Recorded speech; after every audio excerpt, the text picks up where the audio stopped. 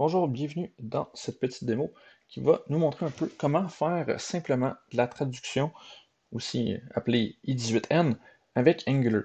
Donc, premièrement, il faut dire que Angular inclut des fonctionnalités pour faire le I18N. Par contre, on va faire ça beaucoup plus simplement et on va utiliser ici NGX Translate. Donc, pour ce faire, ici, j'ai commencé par créer un projet, euh, un projet de base vide, donc qu'on va pouvoir venir ajouter la traduction. Alors, la traduction ici, il suffit de suivre ce petit tutoriel. Alors, on va venir installer les dépendances avec npm.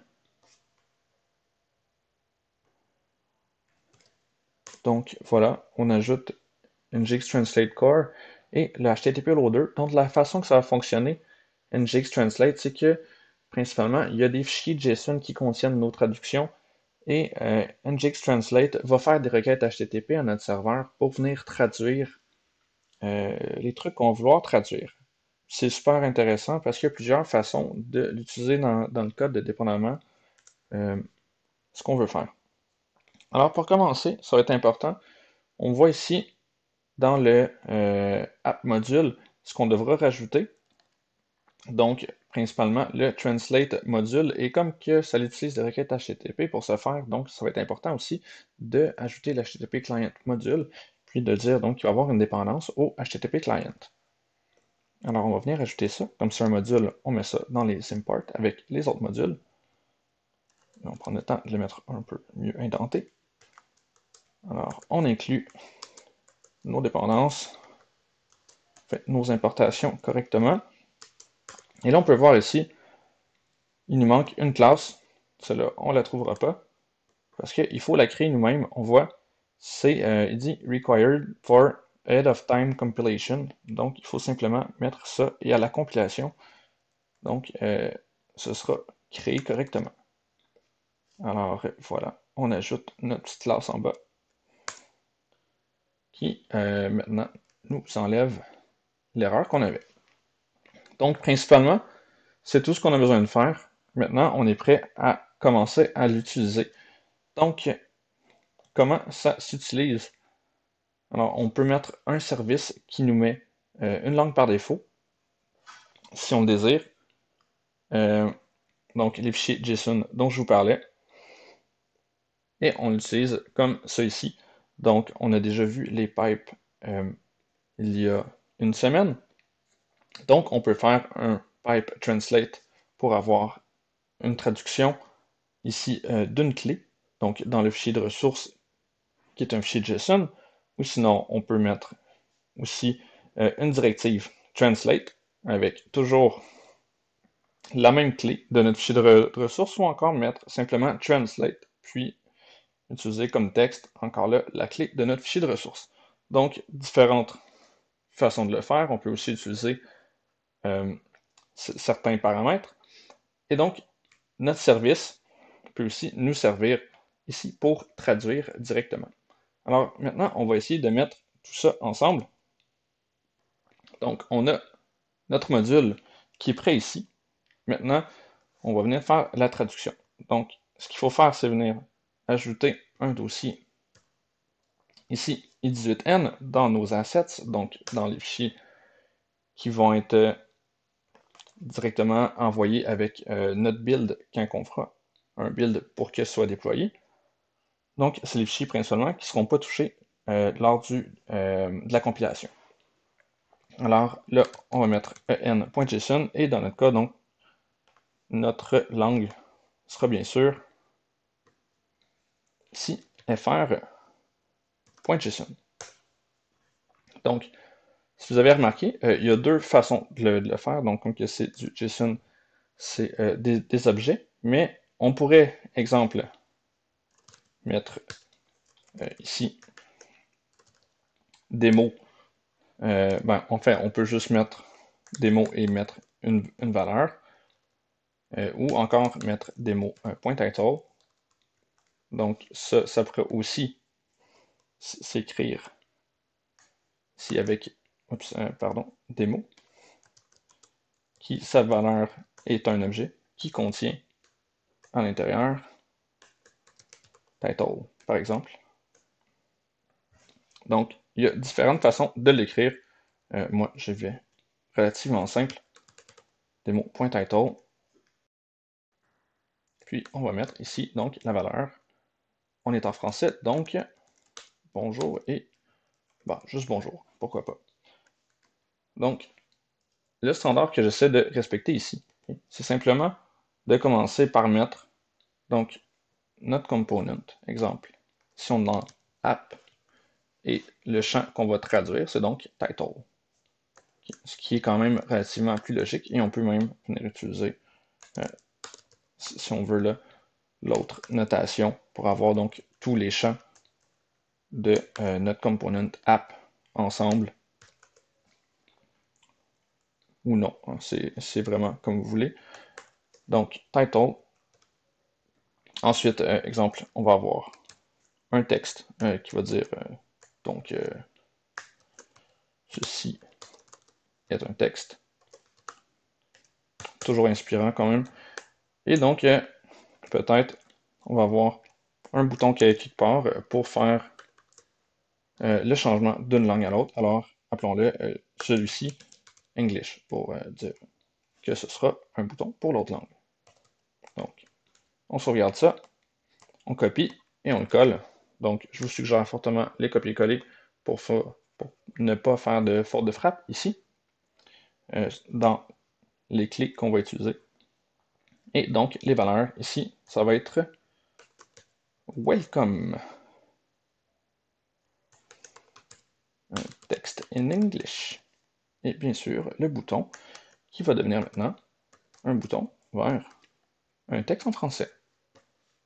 Donc, on a maintenant, pour résumer, notre module qui est prêt. Alors, tout devrait se charger correctement. On a nos fichiers de ressources ici qui vont pouvoir être accessibles donc par le client HTTP qui va être utilisé. Donc, pardon. Et là, ce qu'il nous reste à faire, c'est donc de mettre des objets à traduire. Alors, comme je vous disais, il y a plusieurs façons de l'écrire. Commençons avec ceci ici pour vous montrer que tout fonctionne bien. Alors là, on n'est plus avec demo.title, mais bien app et app.text. Et donc, ce qui nous manque là, on a des trucs à traduire, mais on n'a pas ici ajouté notre service de traduction. Alors, on va venir simplement, excusez-moi, je le sais que je suis très fort sur les copier-coller. Alors, dans le constructeur, on vient donc ajouter le Translate Service. Donc, voilà. Ce sera un petit test pour commencer. Alors, disons que notre langue, par défaut, sera toutefois le français. Donc, fr, ce qui fait qu'il va venir utiliser notre fichier de ressources fr.json ici.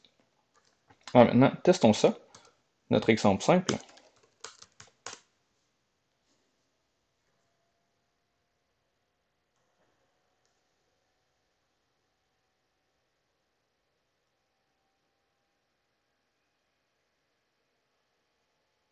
Ça ne devrait pas être très long.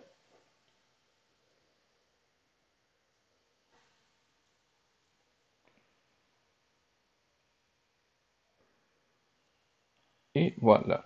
Donc on voit, on a le bonjour et ceci est un texte. Donc c'est merveilleux. Maintenant on va faire quelque chose d'un peu mieux. Oui, donc gardons notre app title ici, qui utilise ici le pipe translate. On a ici donc la directive qui est utilisée. Personnellement, j'utilise plus souvent le pipe que les autres options, mais pour vous montrer qu'on peut avoir plusieurs options. Alors ici, on va se mettre, exemple, un button qui va être traduit. Alors, mettons ici, pardon, je ne me rappelle plus de la clé que j'ai utilisée. Ok, c'est button. Alors, on va revenir et on va utiliser app.button pour dire translate. Et l'action qu'on va faire, donc, on va lui assigner un événement. Donc, sur le clic, on va appeler ici une fonction pour faire change language. Tiens, on va juste faire change langue, ce ne sera pas exactement la même chose. Change language. Donc, on crée cette méthode ensuite dans notre component. Change language qui va retourner un void et qui va utiliser notre service de traduction, donc this.translate. Et il suffit de faire use pour lui dire d'utiliser une autre langue. Exemple, utilisons l'anglais. Donc, super.